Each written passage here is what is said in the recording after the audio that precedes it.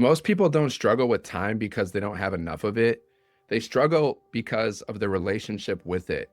Time itself is neutral, but the meaning you attach to it shapes how you live, how you act, and what you believe is possible. If time feels scarce,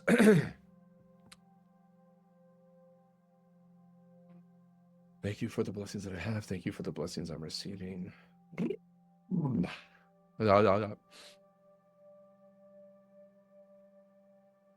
Most people don't struggle with time because they don't have enough of it. They struggle because their relationship with it. Time itself is neutral, but the meaning you attach to it shapes how you live, how you act, and what you believe is possible. If time feels scarce, rushed, or always slipping away, your nervous system stays in survival mode. You make short-term decisions, you procrastinate, you wait for someday. But when time feels abundant, intentional, and directed, your behavior changes automatically. You slow down without losing momentum. You become decisive instead of reactive. You stop trying to squeeze life into gaps and start designing it on a purpose. Here's the truth most people never confront. You don't manage time, you manage priorities and identity. If you see yourself as someone who is always behind, you'll live behind. If you see yourself as someone who never has enough time, you'll keep proving that belief true.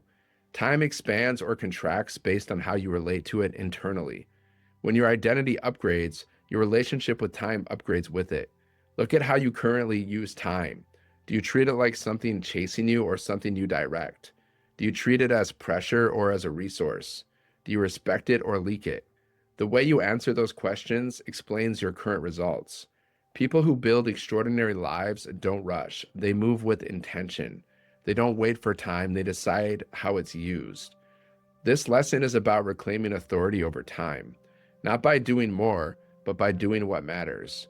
When you stop negotiating with distractions and start honoring your future, time stops feeling like an enemy and starts becoming an ally.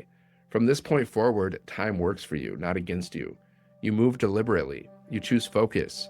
You give your best energy to what compounds your life forward. This is the identity shift happening today.